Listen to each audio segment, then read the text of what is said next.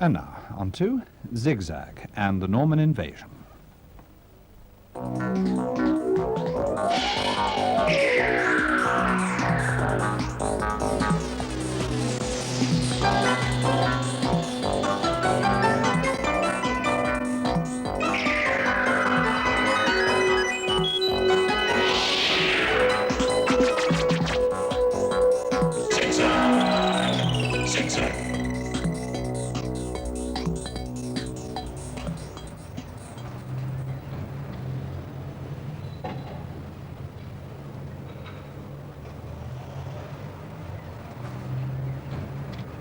Hello, welcome to Zig Zag.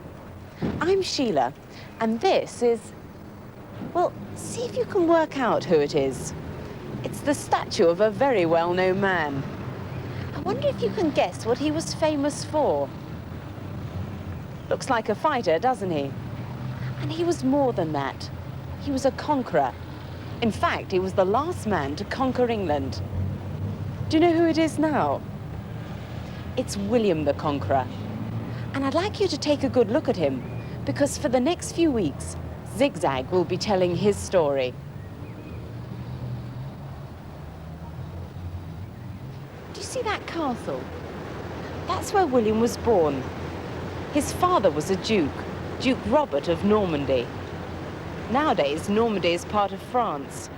But in those days, it was a small country of its own.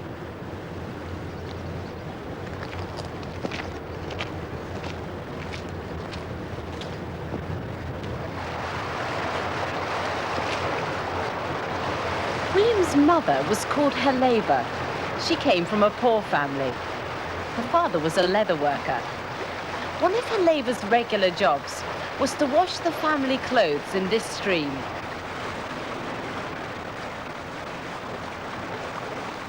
One day, so the story goes, Duke Robert came riding by and saw her at work with her washing. He immediately fell in love with her and took Sheelagh off to the castle to live with him. A year later, she gave birth to a baby. As soon as he was born, the nurse saw him grab fiercely at the bedding with his tiny hands. "My goodness," she said to the mother, "your child is certainly going to be a good fighter." She was right. And he needed to be a good fighter to survive.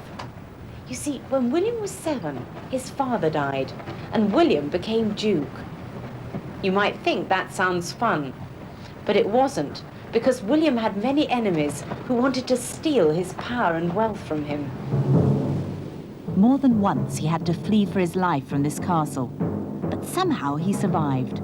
And by the time he was 20, Duke William of Normandy was safely on his throne.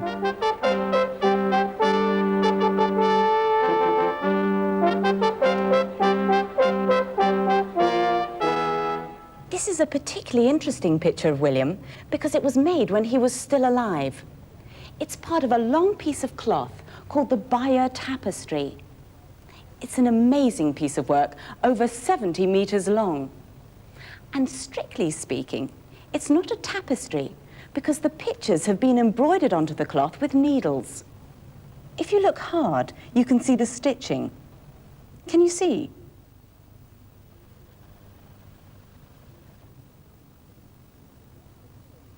You can get a good idea of how much work was involved if I tell you that there are over 600 figures on the tapestry, and that's not including over 700 animals, 37 ships, and 33 buildings.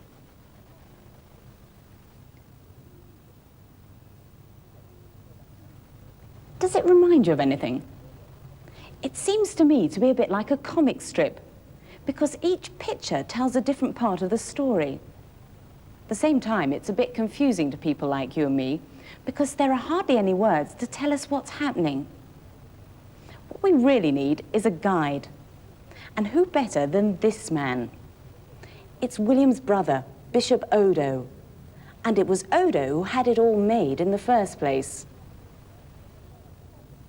Now we have a slight problem here, because Odo lived over 900 years ago. But don't worry, it's amazing what you can do with the help of a television studio.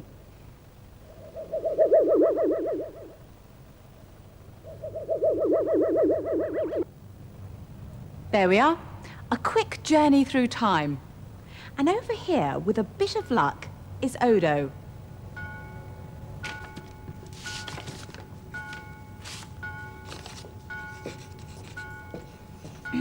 My Lord Bishop, Who wants me? Well, now be brief, woman. I'm a busy man. I was hoping to learn about the tapestry at Bayeux. Yes, I can find time for that. The tapestry, my pride and joy. Sit down. Thank you. I know very little. Could you start from the beginning? Imagine I know nothing. Well, you're asking rather a lot, aren't you? Yes, I'm due in the Abbey very shortly, but I can spare you a few minutes. Right. Now, let's start with the map. The map, please.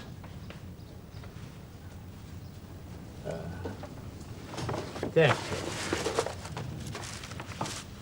Now, here is Normandy, ruled over by Duke William. As you can see, it's a very small country next to France. And here is England, ruled over by King Edward. Well, now, King Edward didn't have much longer to live. He was an old man when our story begins. So much of the power in the land was in the hand of the young earls, like Harold. Earl Harold lived by the coast, and one fine day he and his friends went for a sail. They were in good spirits as they boarded the ship, but once they were out in the English Channel, a gale blew up. Their ship was blown off course, and eventually they were forced to land on the coast next to Normandy. Now, strangers were not always welcome there, and as soon as he set foot on the shore, Harold was arrested. News of the arrest soon reached William, and he ordered Harold to be brought before him. You see, for some time now, William had had his eye on England. He knew that King Edward had not much longer to live. But if William was to become King of England, he would need the help of people like Harold. So he made Harold swear an oath. Place your hands on these chests, he said, and promise me this. Promise me that when King Edward dies, you will help me to become King of England. And Harold swore to do so. Did Harold mind making promises like that? Yes, he did. I was there at the time, and I was watching his hands. They were shaking like a leaf. And they shook even more when he discovered what was inside those chests. Why? What was inside? The bones of holy saints. Now, when you swear on the bones of saints, that's serious. Promises like that stay promised, or they're supposed to. And now things began to happen. When Harold returned to England, he found that old King Edward was very ill.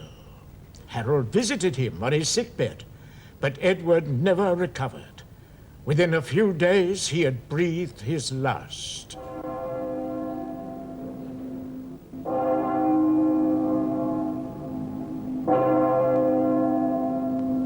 As the great bell of Westminster rang out, Edward, King of England, was carried to his grave.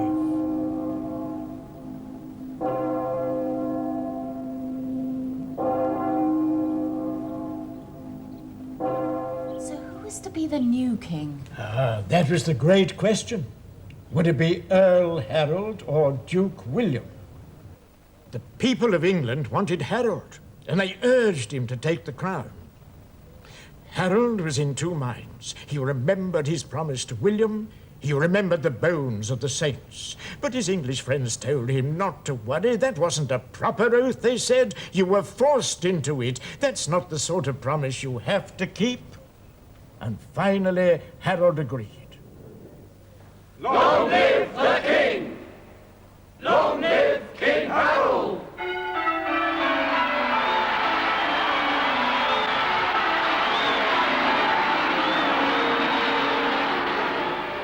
So Harold was the new king? Yes. And now I must attend church service. Your time is up, young lady.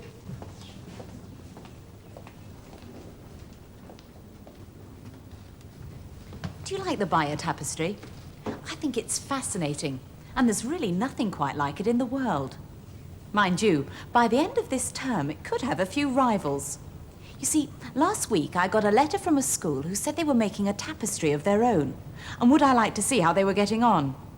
Well, of course, I said yes, and this is what I found.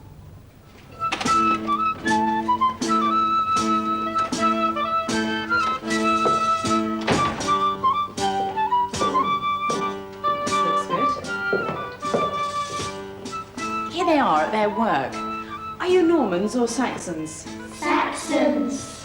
Nobody knows for sure who did the Bayeux Tapestry, but the Saxon women were famous for their embroidery, and they were probably paid to do it by the Normans.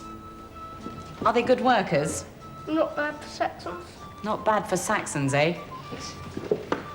Now, let's see how the children are doing it. There's some instructions here up on the wall.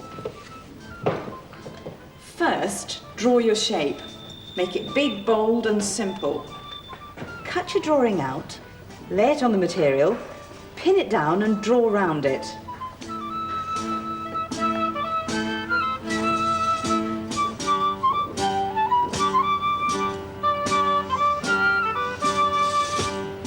Cut out the material, put in lots of detail by sewing, printing, or sticking.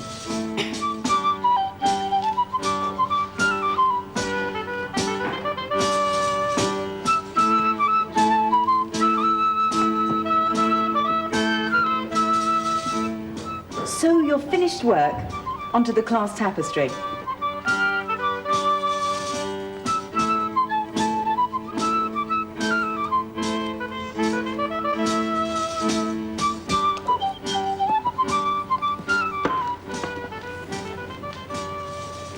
What about this table? This one's going well. Which scene's this? This is where Harold makes an oath to William.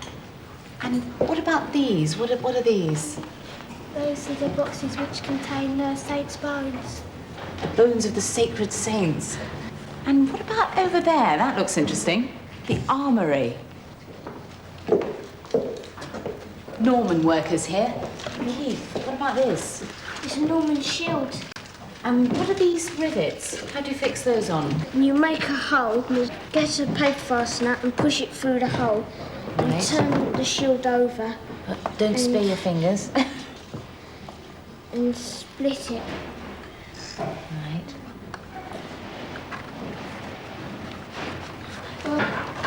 Oh, they're really effective. And Zara, what about you? Making a helmet. Which bit do you start with? Start with making a frame. Oh, I see. And then you cut out 4 sections like this, shiny ones, and slot them inside. And what about this bit? What's that? It's the nose piece to protect your nose. So it doesn't get knocked off in the battle. I see. I hope you'll try out some of these ideas yourselves, because in the final programme of the term, we're going to have a Norman exhibition. We want to see what you've all been up to in your classrooms. And if you'd like to have your work displayed on television, why don't you write to us about it, enclosing a photo of what you've done? We won't be able to show everything, of course. We'll have to pick and choose. But you never know your luck. You'll find the instructions and the address to write to in the teacher's notes. I'll look forward to hearing from you.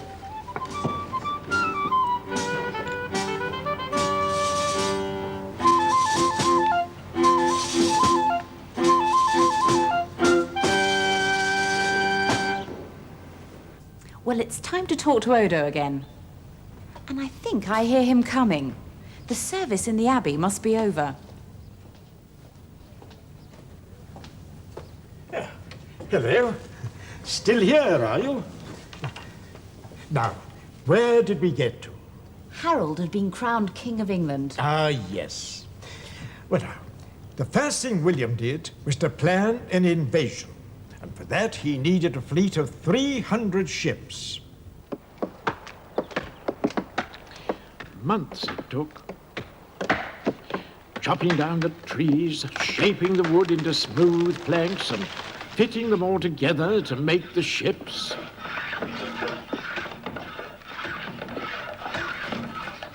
And once the ships were ready, we had to load everything on, stores and provisions, barrels of wine, and all the spears, helmets, and armor.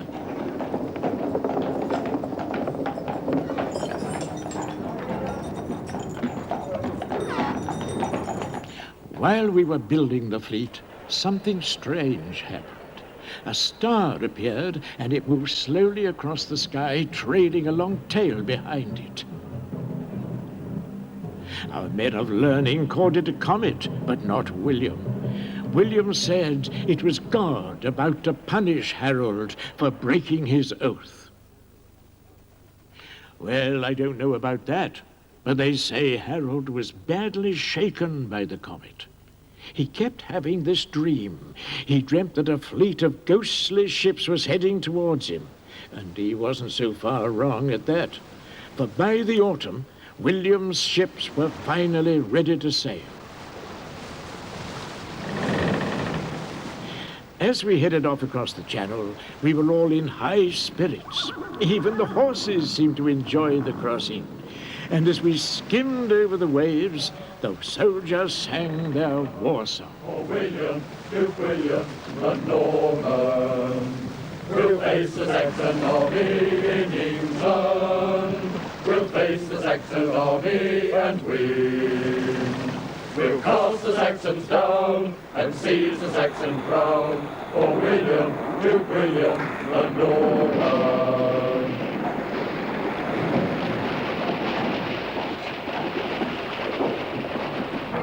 So the army crossed to England. Yes.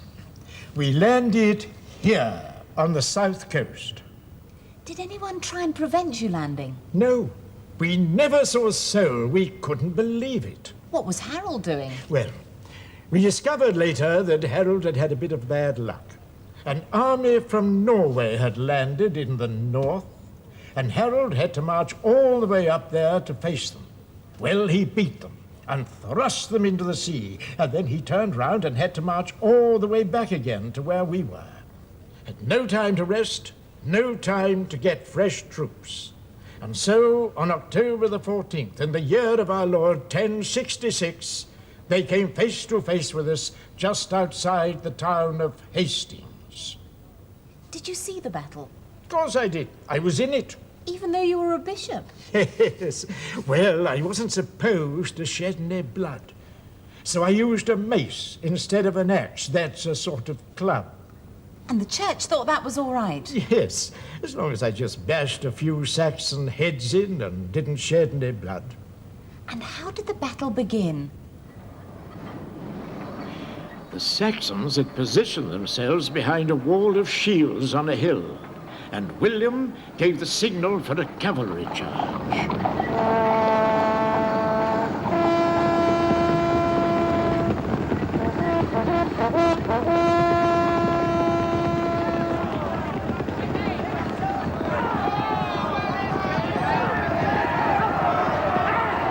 But those Saxons weren't scared. They brushed us off like flies. Time and time again, we charge up the hill, and each time they drive us back with their spears and axes. Down went the Norman horses, down went their Norman riders. At one point, a rumor went round that the Duke was dead. Some of our troops began to turn and fly. I did my best to rally them, and William himself raised his helmet to show that he was still alive. "Your Duke lives," he shouted. "Get back to the battle and fight like Normans." By now it was near evening. We'd been fighting all day, and neither side could get the upper hand. But then William had an idea. He brought his archers forward and told them to fire their arrows high into the sky.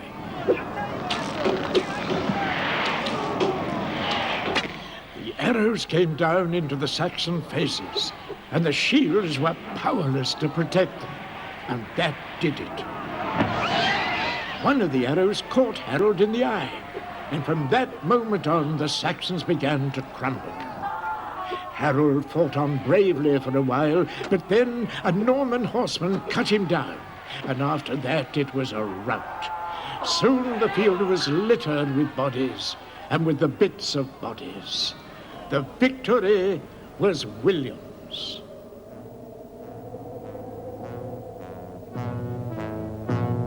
He swore to conquer Harold of England. He swore to conquer Harold or die. A conqueror was he came across the sea. William, Duke William, the Norman. He faced the Saxon army at Hastings. He faced the Saxon army and won. He cast the Saxons down and seized the English crown. William, Duke William, the Norman. 1066, 1066, 1066 at Hastings.